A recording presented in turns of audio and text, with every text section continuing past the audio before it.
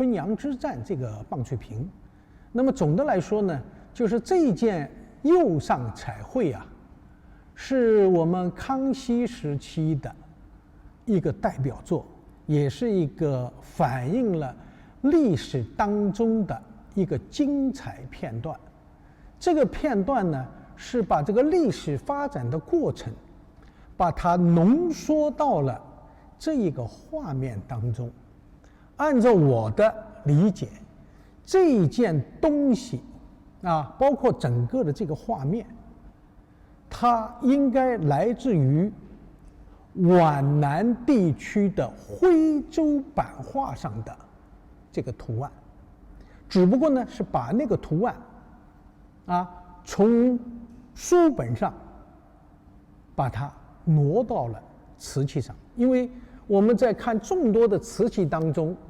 唯有象腿瓶、棒槌瓶，它的这个块面相对空间比较大，利于我们这些画家们能够在上面作画。所以我们这些画师在上面作画的时候呢，他这样运用色彩绘画都显得更加的轻松、飘逸、自然。那么这一件五彩棒槌瓶呢，应该说是集了康熙五彩当中能用到的所有技巧、绘画这是一个非常经典的作品。所以这件东西呢，我是把它作为我们一个引子来和大家谈釉上彩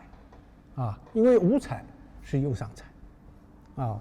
那么所以我们今天呢，就以这个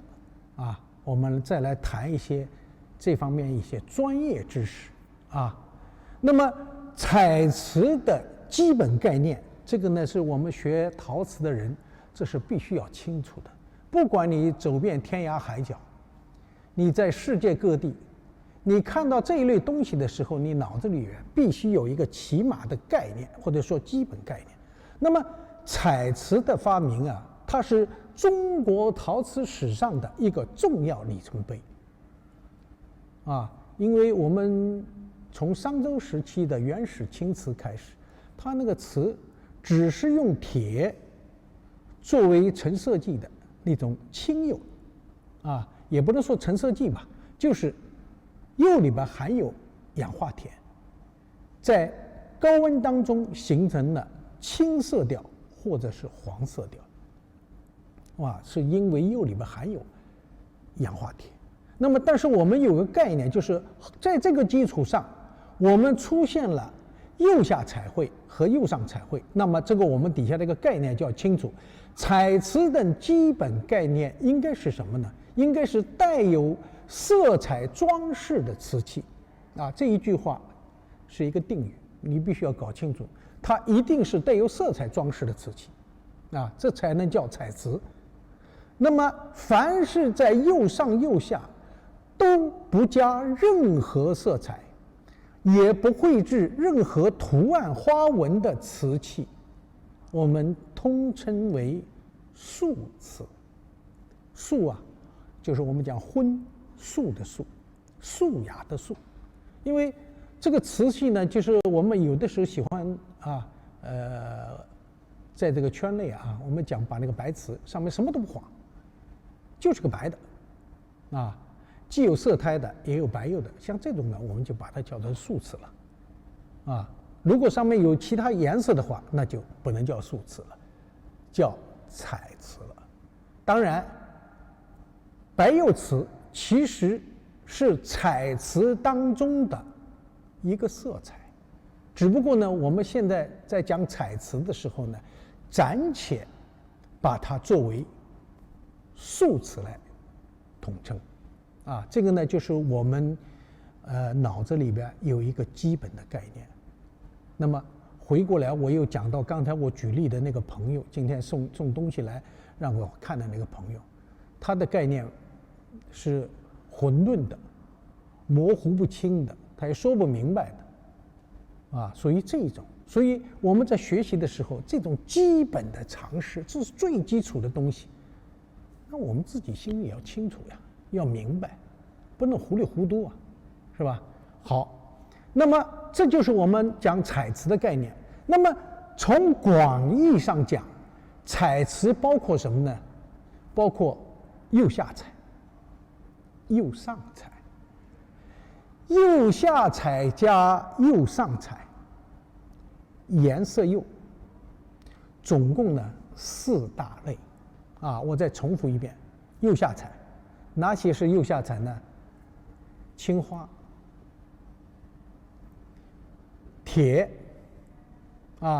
青花是氧化汞，铁釉下褐彩，铜釉下的釉里红，这种呢都属于釉下彩。那么有些朋友会讲了，难道釉下彩只有这3种吗？在清代宣统以前，在高温釉下边，只有这3种氧化材料能够承受住窑内的高温，其他的矿物原料都不能承受。所以我们可以很清晰地明白，在宣统以前，这个3种色彩是主要的成色剂，是釉下彩。那么你现在既然讲到了宣统，那么宣统以后呢？对，宣统出现了湖南的莅临窑。大家注意，湖南的莅临窑是釉下5彩。不是釉下3彩了，因为我们在康熙的瓷器当中见到很多，比如说有这个釉里红，有青花，有一种淡淡的青颜色，呈现在这个器物上，这种东西就是典型的康熙时期的釉下3色，但是宣统以后的湖南莅临窑，它多了几种颜色出来了，比它要多2种，所以这个呢不在我们今天这个地方交代，我们讲的是釉下彩，釉上彩就多了，包括我们今天讲的这个康熙5彩，它都是釉上彩，都是釉上彩。那么然后底下呢就是釉下彩加釉上彩，这个大家都懂，斗彩就是属于这种类型，青花5彩就属于这种类型，釉上彩加釉下彩。那么最后一个就是颜色釉，颜色釉有高温颜色釉和低温颜色釉，这个我们底下再说，因为我们一样样来，一样样讲清楚给大家。这个是我们要讲的这个一个基本的概念，和我们彩瓷当中有4大类，是包含了我们整个中国陶瓷的这种装饰的色彩，这个我们脑子里边一定要清楚，一定要清楚。那么首先我们今天主要是讲的是釉上彩，这个釉上彩呢，实际上它的这个通俗的讲法呢，它主要是通过采用不同的矿物原料，将色料涂抹或描绘在瓷器釉表面上的，通称釉上彩。这是一个概念这也是一个概念。什么叫釉上彩？它首先是通过不同的矿物原料，那么在釉的表面上面涂抹、彩绘各种的图案纹饰，那么这种通称就叫釉上彩。那么釉上彩呢，又分高温釉上彩和低温釉上彩。这个其实这个词大家注意，这是个非常明确的一个专用名词，一定要搞清楚。我记得有一个朋友跑来跟我说，高温这个黄彩这显然这个说的就是一个外行话外行话，因为他对矿物原料不了解，所以说出来的话那就是很外行的一句话，人一听就知道你是冲大头，不懂装懂，不懂装懂。那么这种高温釉上彩是指什么呢？是指以施满釉的未经烧造的器物表面上进行涂抹或者绘画图案，后再在窑内用1000度以上的高温一次性烧制成型，这就是高温釉上彩。这个我给大家讲这个，可能我们大家可能听得有点，是不是能听懂我不知道啊。但是呢，这个作为一个定义就像我们镜头前的朋友上学的时候，尤其是数学，有些东西是个概念的东西，定义的东西，那是必须要记的。这个你不记，那是不行的。我这个呢也是给大家讲，是吧？这个高温釉上彩主要是指的是在已经上完釉的一个瓷器上，但是这个釉呢没有烧，已经挂了釉了，然后再在这个上面呢涂抹或者绘画，然后呢再放到窑内，用1000度以上的高温一次性烧成的，这就叫高温釉上彩。那么高温釉上彩的特点又是什么呢？这个要跟大家讲。第一个，能够经受住高温烧制的矿物色料，它是非常有限的，这个大家一定要记得这种色料非常有限，仅铜、铁、钴3种色料。所以你说冒出第4个、第5个色料来，在中国古陶瓷当中是不存在的。所以我们在我这个工作几十年的过程当中，也听过许多的奇谈怪论。说了乱七八糟，而且呢根本就不着调的，连基本常识不懂的人，他也是大放厥词。其实我们高温的只有这3种矿物原料：铜、铁、钴那么这种东西呢，在高古瓷器当中能见到的釉上成色剂，主要是铜和铁。要注意刚才我前面讲的能够承受的是3种矿物原料，但是在高古瓷器当中只有铜和铁作为成色剂，因为钴料什么时候出现的，这个我们大家要清楚。在唐三彩上出现和作为青花的是在唐代巩县窑也就是说它的起始是从唐代开始的。唐三彩是低温蓝彩，巩县白瓷那是高温青花它是釉下彩，所以我们一定要搞清楚这个关系。那么但是呢，除了这2种这个时代是它的起始以外，在这个之前主要是铁和铜包括我们唐代的长沙窑，长沙窑里边只有铜和铁这2种成色元素，包括我们的这个琼窑也是铜和铁。那么我们的越窑晚唐5代越窑上面是什么呢？只有氧化铁，因为它青釉底下那种这个铁锈色或者说褐色就是铁所以我们现在可以肯定的讲这个3种矿物原料出现最多的主要铜和铁，钴料是从唐代开始的，然后这个从元一直延续到今天这个钴料。所以我们讲能够经受住这个高温的釉上彩，主要是这个2种铜和铁。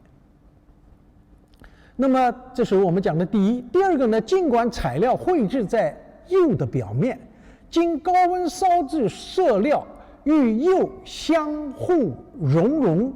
因而在长期使用的过程当中不易磨损或变色，而且容易保存。这个就是高温这个釉上彩的一个非常重要的特点啊。那么我呢给大家看一下啊，这个高温这个釉上彩绘是哪些东西。我专门弄了一个幻灯片给大家看一下啊。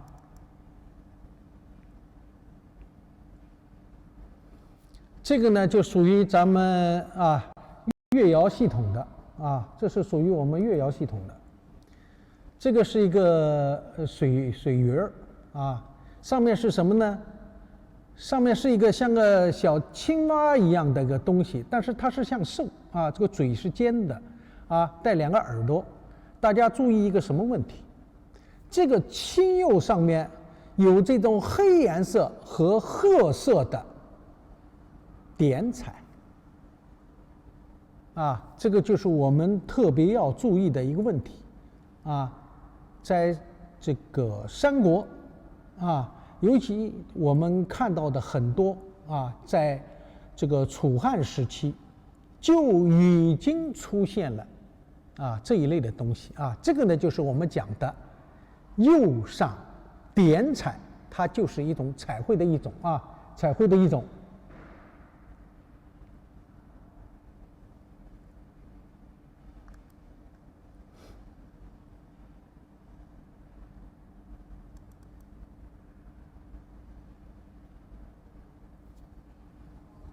大家看一下这一件，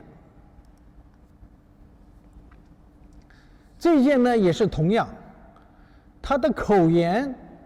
它的碗内这些呢都是上完釉以后，在这个青釉的表面，用深颜色的这种含铁量比较高的这个色料点在口沿上和碗内。它呢这个呢是用于什么呢？用于装饰的这个大家要特别的注意一下这就是我们当时人他的一种装饰技法，起了一个什么作用呢？起了一个美化的作用。那么虽然它里边也画了一个1、2、3、4、5、6、7、8，它里边画了一个8角的星，但是外边同样它还继续的去装饰它，点染它。那么有些朋友就要问了，你凭什么说它是釉上的彩绘呢？那么请大家注意，我点了这个地方，看见没有？这个一块地方，这个已经把它这个地方是没有釉的这个铁整个就吸附在釉的表面，这个地方也是，这个地方也是，看到没有？这个几个点，在烧成了器物以后，它依然吸附在釉的表面上。那么其他的部位，像深褐色的这些地方它基本上在高温当中和釉进行了一个互相的融。那么有一部分呢就被釉给覆盖在上面，就形成了我们看到的这个颜色。而这种颜色像黑的个点，像这上面这些都是没有被釉覆盖，所以它是呈一种黑色或者深灰色调这个大家要注意。好，这个呢是我们讲的高温的釉上彩绘它是怎么烧制的，以及它的特点。那么好了，我们在底下讲低温釉上彩是指什么？是指在高温烧制好的器物釉上采用多种色料进行彩绘图案，后再在彩炉中用600到800度以上的温度经2次烘烤而成。大家注意它是在已经烧好的瓷器的表面，这个烧好的瓷器是带釉的高温已经在窑里烧好了，然后再在这个器物的表面进行彩绘，用各种色调红蓝紫黑按照图案的需要，这个地方是蓝，那个地方是绿进行描绘，彩绘成一个完整的图案。那么这种呢，绘完了以后，不等于这件东西就成熟了，而是什么呢？而是要到炉子里边要去烘烤。什么炉呢？这叫彩炉啊，专门烘烤的，它是低温的啊，而且它是明火烧的，温度是600到800度，有的甚至还要再高一点。经过2次烘烤，也就是说这件器物啊，就是我们刚才讲的昆阳之战这个五彩棒槌瓶，瓶烧好了以后，它是白釉的素的啊，我们叫它素瓷，然后在上面上下全部加彩，把整个图案全部弄好了以后，放到炉里烘烤。这个时候经过炉子烘烤以后，这上面的颜色就固定在了这个器物的表面，这就是我们讲的啊，这个器物就完成了它的这个整个的烧造工艺。所以我们要注意啊，凡是釉上彩都是2次烧成，一次高温是1000度以上，一次是低温是600到800度以上，2次烧成。所以这种器物呢，经过2次的烧造呢，实际上它也是有损耗率的啊，也是很不容易经过火的考验啊，才呈现在大家面前啊。所以这个艺术品啊，也是来之不易的啊。那么低温釉上彩呢，它也有它的特点。那么第一，它的特点是什么呢？色彩鲜艳雅丽啊，比较漂亮。那么层次呢又丰富分明，很多我们讲五彩，那么其实说起来是五彩，那么更确切的讲呢，应该叫多彩啊，多种色彩，不止5个色彩，其实有很多，就跟我们讲唐三彩一样。唐三彩当真是3种颜色吗？不是，它有很多种。这个五彩也是这样，它不会低于5种颜色，还有更多。那么所以呢，色彩多了，根据需要，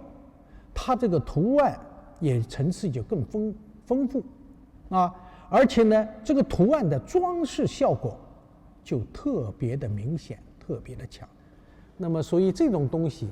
那么特别受到我们海外的朋友的喜好，所以我们看到的很多东西啊，现在有很多都回流到国内来了啊，因为在国外有很多保存得非常好啊，色彩啊器物本身啊，当然也有破坏的啊，有些人把它做台灯啊，做这个做那个，那是的确让人很伤感的啊，把一个好好的东西搞成乱七八糟啊。那么这就是因为确实人家也喜欢，就是啊，也是喜欢。这是我们讲的第一个特点。那么它的第2个特点又是什么呢？第2个特点呢，由于烘烤温度不高，刚才我前面讲了，它的烘烤温度啊，600度到800度之间，温度不高啊，对人来讲这是受不了的，但是对这个器物来讲，这个温度不算高，因为陶瓷能够耐高温，能达到1350度以上啊，这个耐高温的，所以这个600到800度对它来讲的话，还算是低温的啊，算是低温的。所以呢，能够经受得起这种温度的矿物色料就比较多。我们刚才举例的就是五彩，这上面的色彩都能经受住这个温度，包括我们以后要讲到粉彩，它都能经受住这种温度的烘烤啊。那么这种呢温度的烘烤和这种色彩的丰富，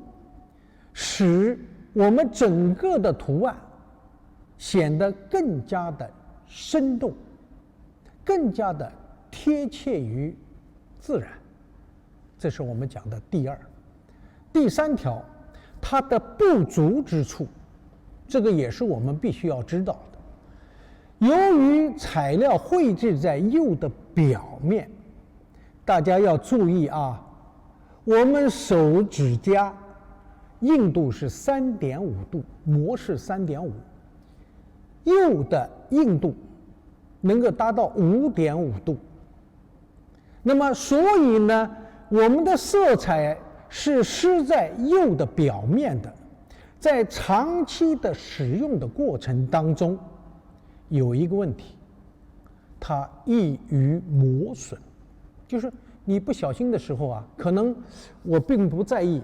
一擦可能某一点点小沙粒，可能就对色彩会产生破坏作用。所以我们有很多的人对库出的东西他不敢认，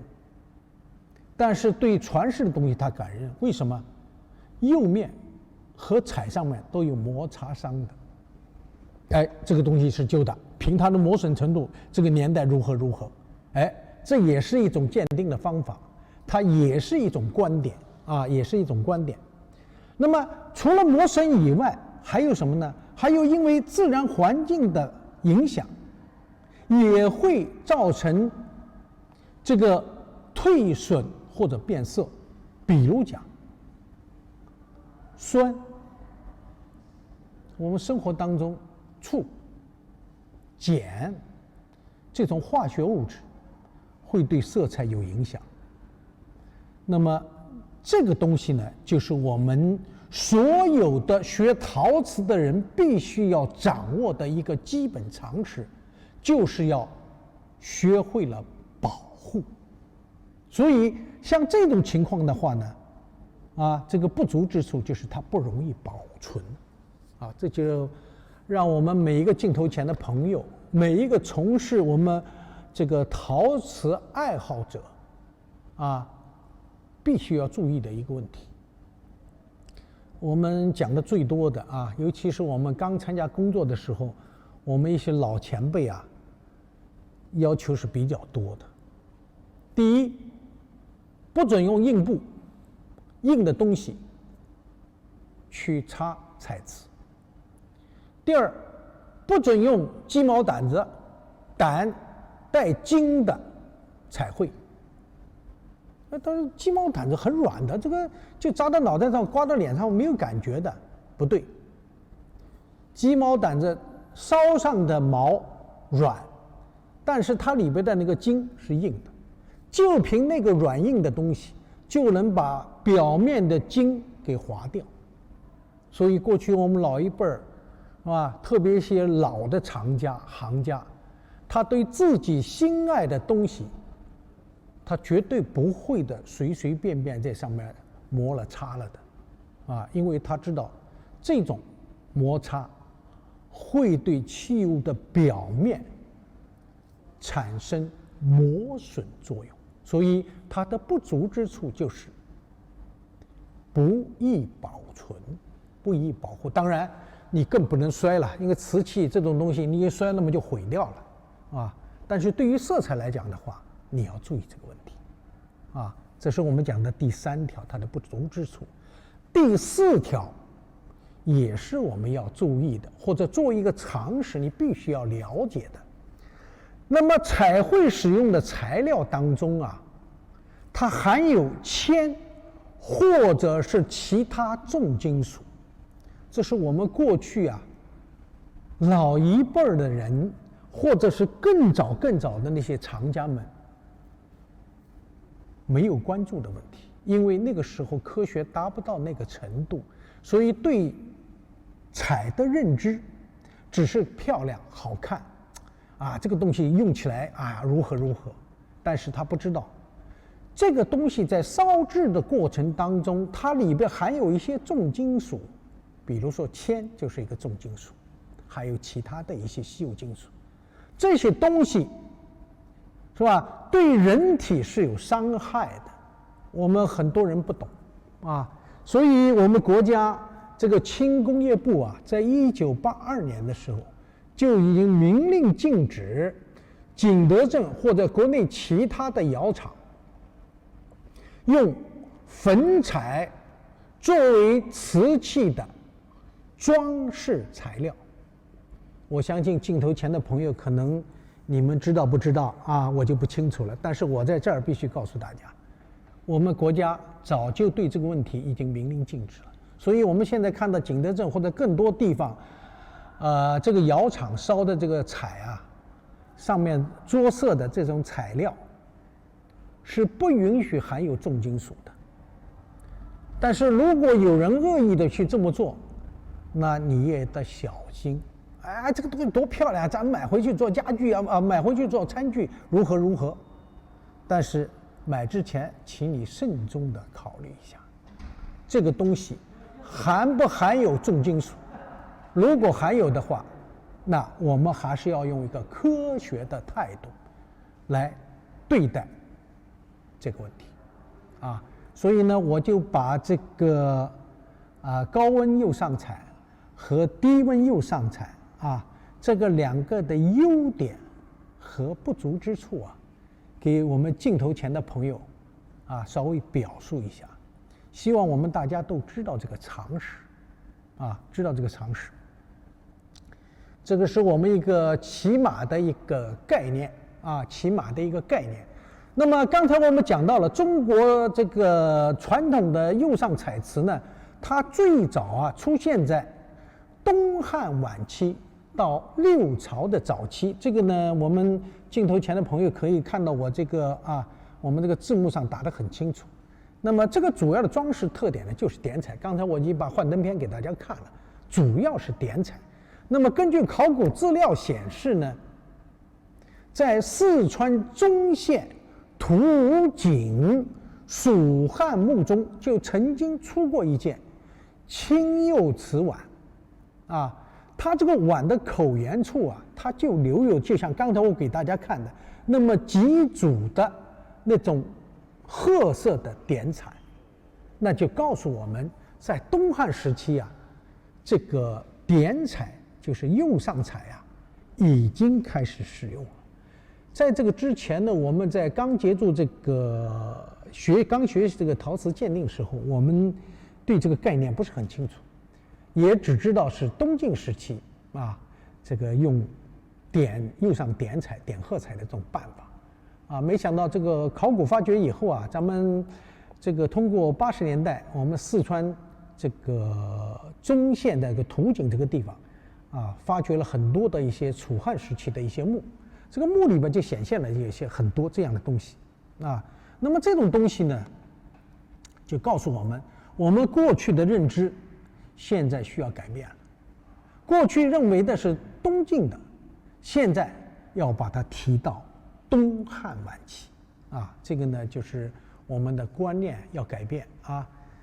也许呢，我们镜头前的朋友很多人，我只对明清瓷器啊有兴趣，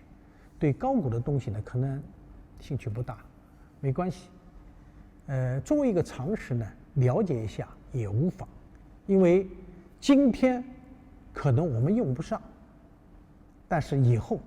你会知道它的作用啊，以后它的作用。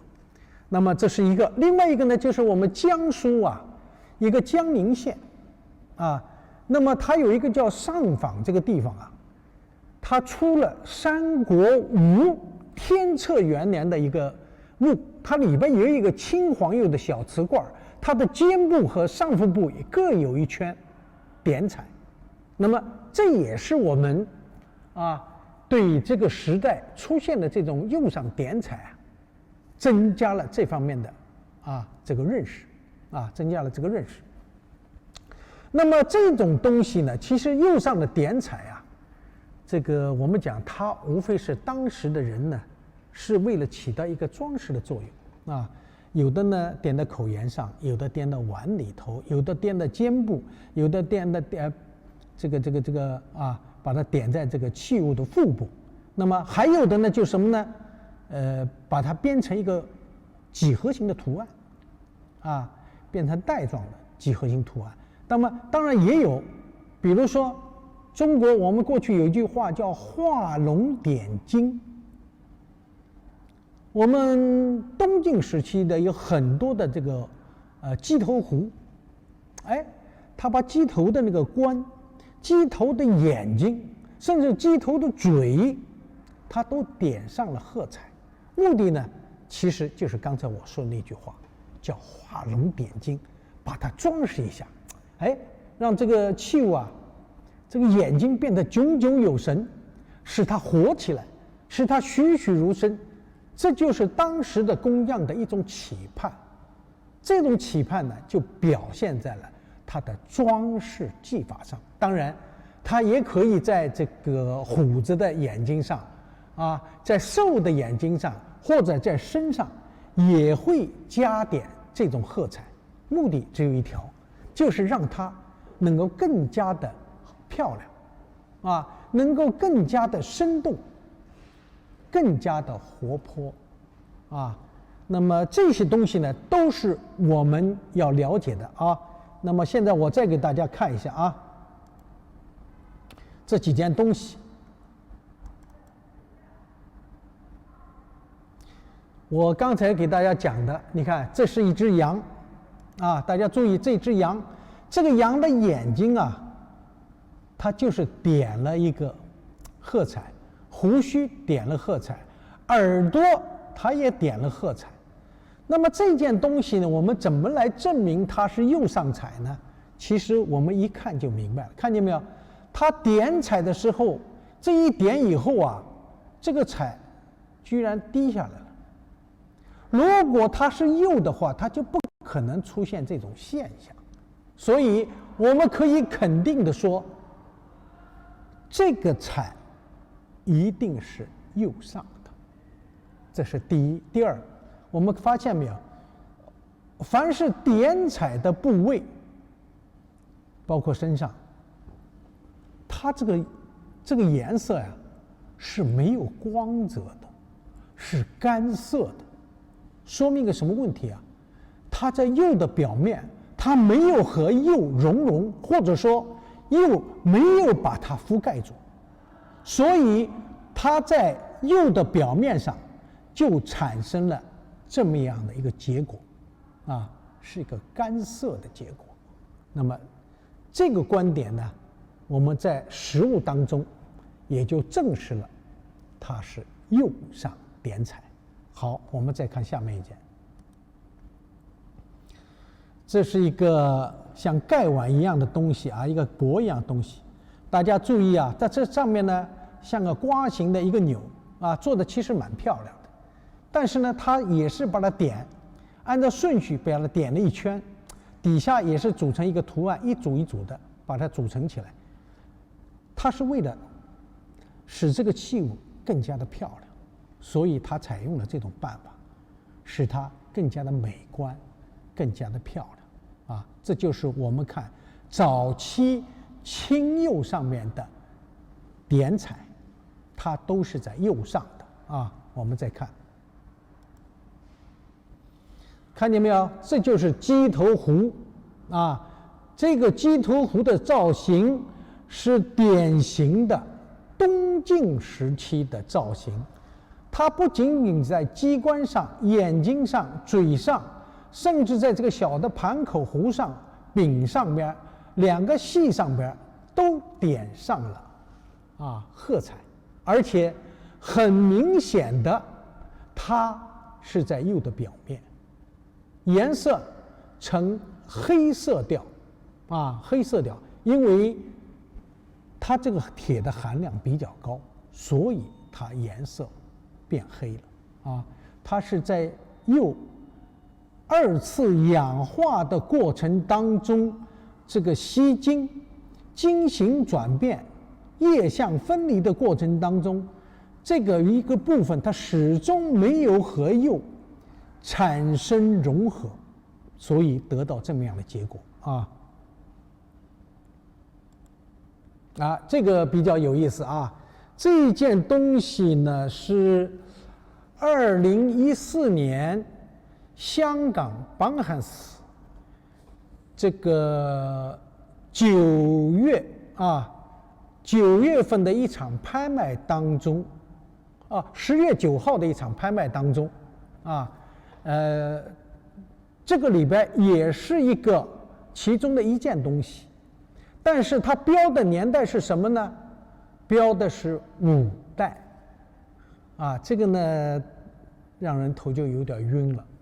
啊，刚才我们看到刚才前面那件东西，那是博物馆陈列的，啊，也是出土的东西。这一件东西呢，当然因为它是传世的，但早年也是出土的，因为它的釉表面这种干涉已经告诉我，这件东西当年也是南方墓葬出土的。尽管这件东西是凤文堂它这个专场拍卖是我们陈淑贞女士拿出来的一批当中的一件，但是它的这种制作工艺，它的点彩的方法，眼睛、关嘴，包括盘口、壶柄，它上面的这种点彩方法，和我们刚才看到的那个东晋墓葬出土的那件完全如出一辙那么只不过不同的是什么呢？它身上的这个带状的点带有这种几何形图案，那么这种图案呢，当然比刚才那个呢还好看一些，漂亮一些，这是事实。但是整体的工艺，整体的造型，它就是东晋时期的杰作。我所以不明白邦汉寺是哪一位业务主管把它标到五代，五代怎么可能烧这种东西呢？五代已经是越窑的东西，它是越窑系统的，对吧？烧的越窑的青瓷，它不可能烧出这种东西来所以出现这样的东西把它定到五代，这显然这个年代是定错了年代定晚了。所以我今天把这个图案呢专门把它拿出来，和我们镜头前的朋友进行一个交流，也是提醒我们镜头前的朋友，尽管我们苏比、佳士得邦汉寺还有其他一些比较有名的大拍卖公司他们的品牌是过硬的，但是呢，并不是说里边一点瑕疵都没有，或者说一点问题都没有，还是会有的所以我们在看东西的时候呢，还是要首先提高自己的专业水准，磨亮自己的眼睛去看东西像这样的东西出现在像他们这种公司里边呢当然也不奇怪也不奇怪，但是呢，提醒我们的是，让我们在座的每一个人时刻警钟长鸣，保持一个谨慎的心态，看东西要认真仔细，不要大而化之，这样的话你会掉到坑里的那么这个呢，也是我专门把它挑出来给大家看一下，这个年代彻底是标错的。那么这件东西呢是东晋晚期的了已经往南朝走了都是用双系的那边都是用单系，它是双系的，两个一组，上面盘口脖子变长这个就是一个转换的过程，或者说这是南朝早期的东西。那么我给这么多东西给大家看呢，就是让大家知道我们早期的釉上彩绘它是以点彩为主我们看的这是造型的变化，纹饰的变化，但是它点彩的这种技法它是如出一辙的，都是一贯制所以我们只要看一下，了解一下，以后再看到这种东西的时候，大家心里要有一个数尽管你说我不懂没关系，作为常识，作为知识去了解，将来到博物馆里一看，哎呀，这个东西这个最晚也是到东晋了你不会至于说是这个清代的不会出这种丑这个呢就是我们讲要多学一点知识。好，这个一部分呢就是我们讲的早期的点彩它是用这种办法进行点的这种点的。那么到了1971年大家注意，河南安阳北齐武平6年，是公元575年，范翠墓葬里边出库了一批东西。我们镜头前的朋友要注意我们中国陶瓷他的故乡是在中国的浙江，所以我们讲中国青瓷的故乡在浙江，但是白瓷的故乡是在北方，这个就不要混为一谈了。南方一直是烧青瓷的，而北方也烧青瓷，但是到了刚才我们讲的安阳是北齐开始，我们北方开始烧白瓷了。所以我们今天看到的，不管是粉彩、斗彩什么彩还是邢窑还是定窑，这种白瓷它的起始是在北方，而不是南方所以到了唐代有南青北白的这么一个说法，这是有科学依据的而不是随随便便的这么一说，仅此而已。如果那样的话就不对了那就不对了。那么这个范翠墓里边出的这批白瓷碗和白瓷绿彩的瓶这个瓶的腹部都是挂了一片翠绿色的彩，温润典雅。关键问题在哪儿？这些白瓷的胎头是经过淘洗的淘洗、淘炼、淘洗把这个杂质去掉，相对和我们南方的瓷器比起来，它的胎土就要白了很多。北齐时期它没有上化妆土，所以它那个土呢，这个胎呢就要比南方的胎呢显得更白一些。而且呢这个釉层也比较薄，但是有一个特点，薄而透亮。那么按照我们现代的科技的标准，那种这个白瓷和现代科技要求的比起来，那相差甚远。但是在中国几千年的这个陶瓷发展过程当中，这个时候已经到这个程度，已经非常了不起了非常了不起了。所以这个虽然是初创的东西，但是为白瓷的发展奠定了坚实的基础。所以为什么后来的邢窑又那么白瑞银、瑞雪定窑牙白，都是有一定道理的那么也为了景德镇今后的什么甜白釉什么釉什么釉奠定了坚实的基础所以我们说从这个方面讲，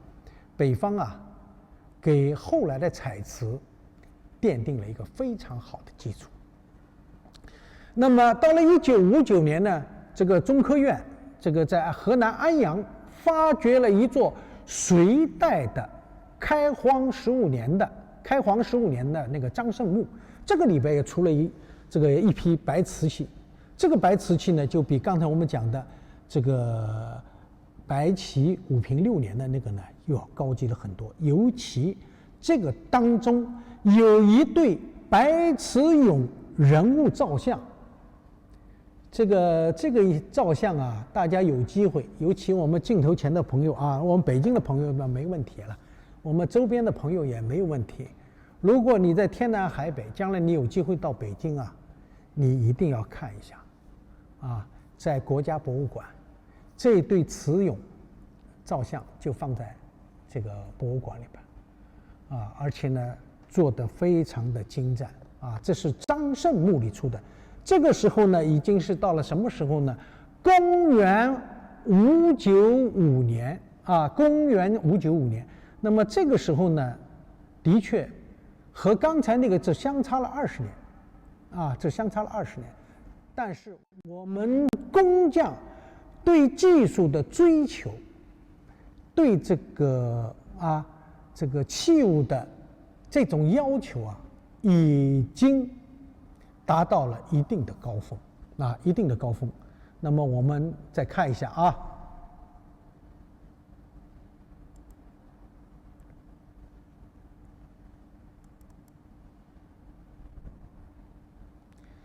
这个呢就是范翠木里出来的啊，范翠木出的这一批东西，看见没有？这几个罐儿啊，那么这个上面是白釉，上面有绿彩斑啊，注意这个绿彩斑，其实呢，刚才我们已经讲了，这个白釉要和我们之前的一些青釉相比较，它的确白了很多啊。那么这种白呢，和我们现在的白比起来，当然有很大的差距。这个呢，我们不能渴求我们的古人要求他们怎么样，这个事物的发展它都有一个延续的过程。那么像这个呢，就是我们讲它是一个蓝商，就是起始。这个上面的绿彩大家要注意啊，这个绿彩就是氧化铜啊，因为我们看到的这个范翠木里边啊，这个出土的几件东西啊，尽管它的胎土的陶炼下了很大的功夫，陶去杂质啊，胎体呢也渐白啊，但是它的釉表面呢也经过了陶炼以后，把铁的含量尽量的降到最低，使它的釉呢逐渐的变白，变得透明啊。那么，但是呢，它这个釉呢依然很薄啊，很薄。这个绿彩呢是在这个釉的表面，也是属于把彩上在釉的表面的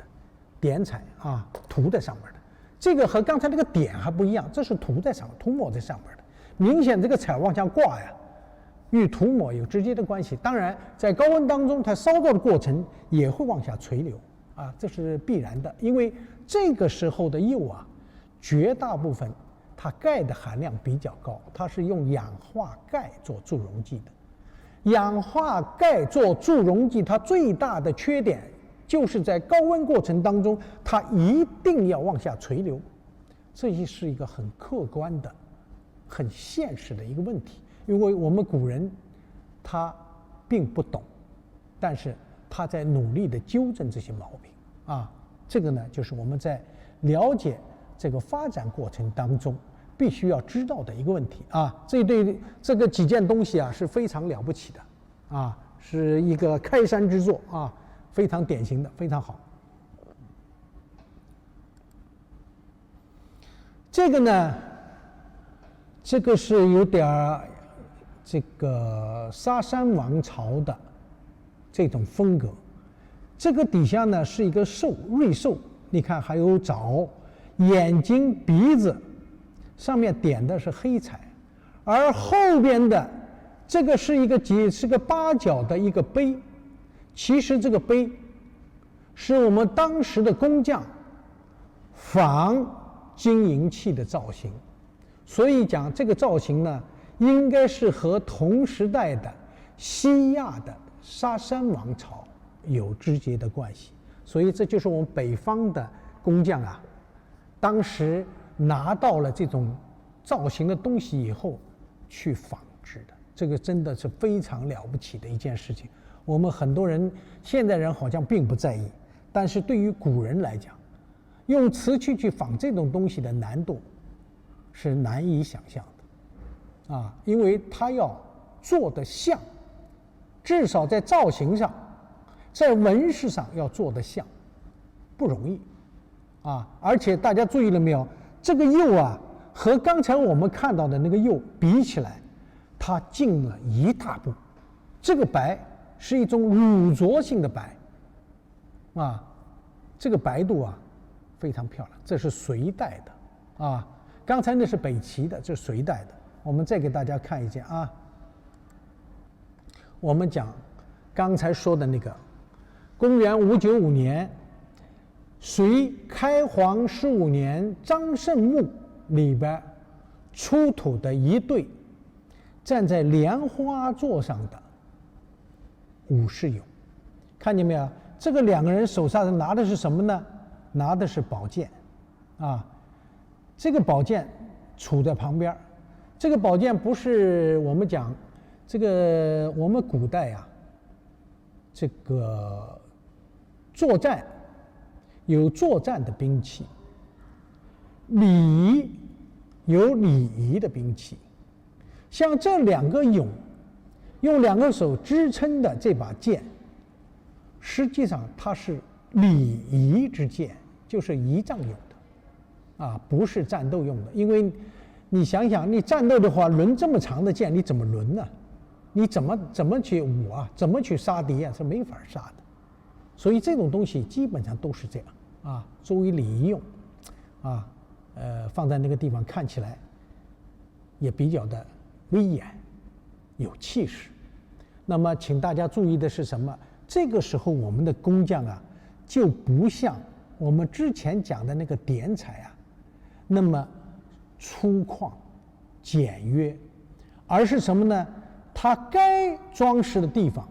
它一定装饰；它不该装饰的地方，它绝对不会去乱装饰的。比如说头发，比如说眉毛，比如说眼睛，比如说他的络腮胡须和这个小年轻的小胡须，它一定是用黑颜色的，装饰的恰到好处。而且头顶上戴的这个冠也是那个时代特有的一种，但是它是用黑彩来装饰。这个大宽袖边和我们底下这个穿的翘头的这个鞋它是用黑来装饰的。这种呢，就明显的给你感觉它这种画龙点睛的作用，这个就比较明显了。而且这个尺寸呢比较高比较高，所以看起来就比较的有气势比较的漂亮。所以我想呢，就是我们镜头前的朋友这个看到这种东西一定有机会到北京来看这样的话对你们今后应该是有好处的应该是有好处的。好，那么这个呢，就是我们现在讲的这个照相这个照相对于我们每一个人在研究这个釉上彩的时候要特别注意的。而且我刚才讲的这种釉上彩呢，都是高温的不是低温的，所以我们在研究陶瓷的时候呢，要注意这一点。那么除了这个以外呢，那么唐代的河南的鲁山断电窑，就是那种黑釉蓝斑拍骨，什么蓝灰釉斑点大罐，还有耀州窑的那种白釉黑花钵黑花的那种盖盒包括那个白地黑花钱碗呢，这些都是非常典型的釉上彩绘我们给大家再看一下，这个也是我们要注意的这个东西呢，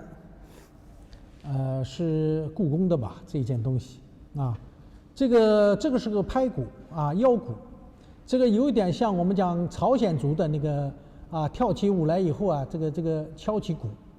就是这种腰骨。其实这种鼓呢叫腔鼓，